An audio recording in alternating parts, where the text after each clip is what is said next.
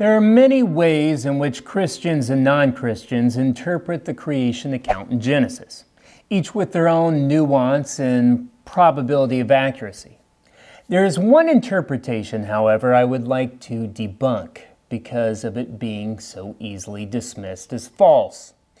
And that is the view that the creation account in chapters 1 and 2 of Genesis are poetry and not prose or narrative. I hear this from time to time and wish to decisively debunk this claim in hopes to never hear it said again, which of course won't happen, but you can't fault me for trying. I'm Nathan Collins, bringing you the truth of Christ in a post-truth culture. Now, some of you may be saying, well, Nathan, there's clearly poetic parts in the Genesis chapters. I can see it in my Bible. That's true. There is a few poetic verses in the creation account. But that's not the same as saying that the creation account is poetry. Like in most of the narrative portions of the Bible, there is poetry also sprinkled in. All right, so here we have Genesis chapter 1, verse 3.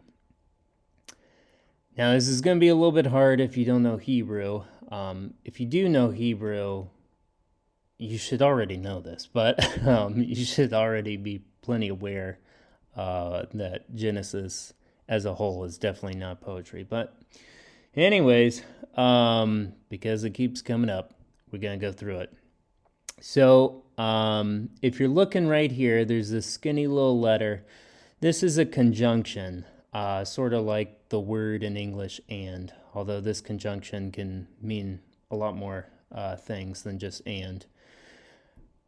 But anyways, so something you'll notice if you ever study Hebrew is that Hebrew loves to use these little conjunctions everywhere. When in English, we wouldn't really do that.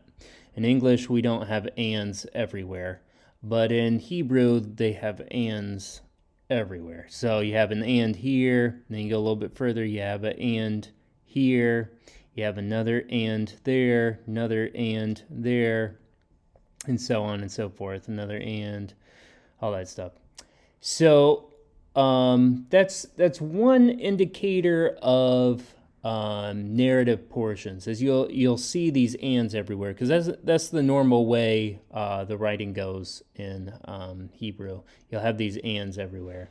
So and there, and then another and. But it doesn't necessarily mean in Hebrew poetry that there can't be ands. There, of course, are ands, but there generally is a lot less. So that's one problem. So one problem is that Genesis has a ton of ands in it, just like normal narrative portions. So there's nothing really different about the structure of it. Another problem is there is the and plus, if you see this little letter right there, that is called a yod. When you have the and plus this imperfect tense is what this is called, with the yod on the attached to the front, the prefix. When you have those two things in combination, that normally, for like the vast majority of everything in the Hebrew Bible, means past time narrative. Okay, that's the indicator of past time narrative sequence. For instance, when you're learning Hebrew in year 1 grammar, this is taught to you. You know that this means past time narrative sequence. Okay, it's one of the most basic pieces of knowledge that any beginning Hebrew student knows, that this means past time narrative. All right, so you have the wow here conjunction followed by this yod, and that is an indicator that this is a past time narrative sequence going on, not poetry. You do not usually, I'm not going to say that there's never a possible time where this happens, but we're getting into like extremely rare that this would ever be Hebrew poetry. Hebrew poetry, as we're going to see in a second, looks fundamentally different. Now, I know this is harder to see if you don't know poetry, but if you do know poetry, this is like a no-brainer that this is narrative sequence, pastime narrative sequence, that this is not a poetic section. And yeah, we can get into like the what ifs till the cows come home. Like maybe it was attached there later, and they're trying to hide poetry in Genesis 1. Okay, but what are the chances, right? You're now starting to come into like speculative theory as to what possibly could have happened, maybe. Just go off the evidence. I mean, if this wasn't like some sort of controversial passage, is it really poetry? Is it not? Would you ever think that it was poetry? Just going by the basic normal facts that you apply everywhere else in Scripture. Suddenly, when we get to Genesis 1, it's like, no, maybe it could be, though. Okay, there's no indication that it is. So you can't just go with what you want just because you feel like it. There's rules, there's grammar, you're supposed to follow the rules. And this is like basic knowledge in Hebrew. That when you have this construction of a wow and a yod, it's going to mean past time narrative sequence. All right, going on from there. There's also patterns that take place in Hebrew poetry, which you're not really seeing here. Now, granted, they'll say, well, it says, there is some pattern. It says, God said, let there be light. And then he says, there was light. And see, it says light here. And so there's kind of a pattern. There's a was here, and a being verb here. So, therefore there's some sort of pattern. Okay, it takes a lot more than that. Just because it's narrative doesn't mean there can't be any patterns in it. Or it doesn't mean that there can't be some artistry to how it's written. There, of course, can be. But there is some really radical different artistry in poetry than in narrative sequence. And poetry is awesome in Hebrew. I mean, it is really amazing when you see it and when you study it. I really love looking at Hebrew poetry. In fact, I love looking at it more than narrative. It's really cool, everything that they would put into it, of how they would really sculpt the words to give a meaning to it. And it's a lot of things that you just wouldn't see normally when reading the text. It's really beautiful. But this is not really here. There's some rhyming. You got tohu wavohu. So people will be like, oh yeah, tohu wavohu, there, boom, poetry for the whole thing. Okay, just because you have two words that rhyme, Hebrew poetry doesn't necessarily depend upon rhyming, which is really common to English poetry. When we think poetry, we think like rhyming and stuff normally. But in Hebrew, it's not necessarily that. I would say most of the time it's not rhyming. There's a lot of artistry in the patterning of the words and where the words are placed and all that stuff. So much different. So it's not enough just to find two words in the whole thing that rhyme and be like, it's poetry. It's a lot more than that. So there's a lot of narrative facts here. Okay, it just even go into word order. You got a verb here that says to speak, then you have God, and then there was light, or he's saying there will be light. So you have verb, subject, and then the object.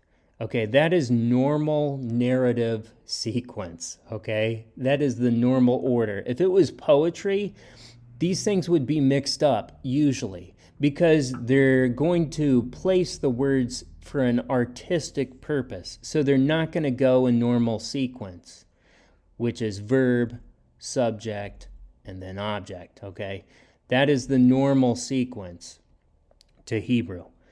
And so when it's poetry, they'll have the verb someplace else. There might not be the object there. Like, there's all kinds of things that they move around the words in unusual ways because they're being artistic. It's poetry. However, Genesis is not that way. And so when you're taking all of these things, whether it be the wow, the conjunction, and the imperfect tense here with the yod, that is narrative, not poetry. When you're looking at the sentences, the verses here, and they are written in normal sentence structure with verb, subject, object, that is not poetry. When there's no type of mixing of the words for a certain pattern, that is usually an indicator of poetry if they're in a certain pattern, but if they're not, that's usually an indicator, once again, in favor of it being a narrative or prose writing. And also, there's usually, not always, but there's usually like less words in Hebrew poetry. So it'll be more brief, like dark, the night, light, the day, right? It'll be like real short like that. Whereas this is more saying continually like what's happening, has all the words in there, and it's not really similar in its brevity at all. Now, again, not all poetry is brief, has brevity like that. Not all poetry doesn't have the wayik tol, although it's like crazy rare that it ever would have the wayik tol if it was Hebrew poetry. But all these factors altogether really do not make a convincing point in favor that it's poetry. I mean, all the weight of the evidence is completely in favor of pastime narrative. If this verse was just taken out of here and it was part of any Hebrew student's test, and he said that this was poetry, he would fail. He would fail the test. I mean, this is like basic stuff that everybody would know who would know Hebrew. I mean, there's no controversy here. There's no like, well, maybe this is, maybe this isn't. It's pretty standard. It has all the standard features of narrative sequence, okay? Pastime narrative. Has all the indicators that that's what it is. To say it's poetry really has no evidence in your favor. None. All right, so we're going to take a quick look over here at Psalm chapter 2, verse 9. I'm not going to bore you guys with Hebrew here too much. So we'll just kind of go quickly through this just to kind of finally seal my point here. Psalms, obviously poetry, right? So if we want to look at poetry and see what it looks like, let's look at poetry. Psalms chapter 2, verse 9. So notice that there's not that skinny little letter called a wow anywhere, or a vav, depends on sort of what sound you were taught to say the letter. But anyways, that little conjunction there is not anywhere, okay? Notice, not anywhere in this verse. Now, there's one right here, and then that's all for that one. It's pretty rare. There's one right there, so it's not common suddenly. Also notice it does not begin with the wow and then the yod here. There's no little yod there. Now, this is imperfect, though. So you could say, well, it's imperfect, but you don't have the wow and the combination of it being imperfect. You have to have both those things for it to be pastime narrative. And this does not have the wow, doesn't have the indicator of pastime narrative. So you have the verb here, break. Okay, you can kind of see it on the other side there. If you look on the English side, you can see where I'm going. So you have break, and then you have the rod of iron, right? So break, rod of iron there, as a vessel or some sort of object of a potter and into pieces. Okay, notice the verb is in the front here, and it's talking about breaking a rod of iron. And then it goes into an object. So notice the object's first in this second part, and it's a potter's object or vessel. And it's going to be smashed into pieces. So the verb is at the end in this second part. So do you see kind of how there's some artistry going on? You have the verb to break first here, and then it ends with the verb to break here, okay, on the opposite side. So there's this pattern going on where the verb begins the verse and then a similar verb ends the verse. Now, they're not the exact same word, if you can kind of tell that from the different letters, but they're of a similar meaning. And this is so common in Hebrew poetry. They'll do this where they kind of say the same thing twice. However, in the actual Hebrew, there's a different pattern to the words themselves. The words are arranged differently. So for the first part of the verse, it's break the rod of iron. And then it begins with the object in the second part of the verse. It's a potter's vessel will be smashed into pieces.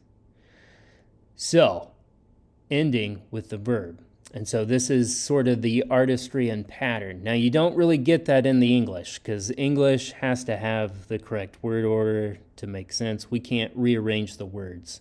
But in Hebrew, you can. Word order doesn't necessarily, matter in understandability. It does have effects in meaning, like you can emphasize something or whatever, depending upon how you move things around, which is what they're doing here in Psalm 2:9 here. So you have this artistry going on in the verse. You don't have the wows everywhere, the conjunctions everywhere. You don't have the wow yiktol, or the wow and the imperfect together at the front, okay, which is a part of narrative. So you don't have any of those things we saw in Genesis. And this is, of course, poetry. And so you can kind of see here quickly the differences between what poetry would look like versus what pastime narrative looks like, hopefully. Hopefully this kind of made some sense as to the points I'm trying to make. I know it's hard. If you don't know Hebrew, it's probably pretty hard to kind of follow this. But there's the patterning going on here, and there's the lack of the conjunction, all big indicators that this is poetry and not prose or narrative. But the actual poetic portions of the Bible are all written in actual poetic form. This is not even close to the claim that the creation account as a whole is poetry, versus there are about 3 tiny parts that are possible poetic sayings, like the part where Adam says to Eve, "You are bone of my bone and flesh of my flesh," and so on. It's pretty simple. You have to meet the criteria for poetry for it to be considered poetry. It's kind of that simple. If you don't meet the criteria, then it isn't poetry. Not much else to it. And Genesis chapters 1 and 2 aren't poetic chapters, no matter how many times someone says that they are. Well, that's all for this episode. I'd like to say thank you to my Patreon supporters, and we are definitely blessed to have you. And you keep the lights on in here. Thank you very much. If you're new to this channel and you like this episode, go ahead and subscribe, visit our page on Facebook, and check out our other episodes as we address different issues in our world and bring you the truth of Christ in a post-truth culture. Grace and peace, brothers and sisters.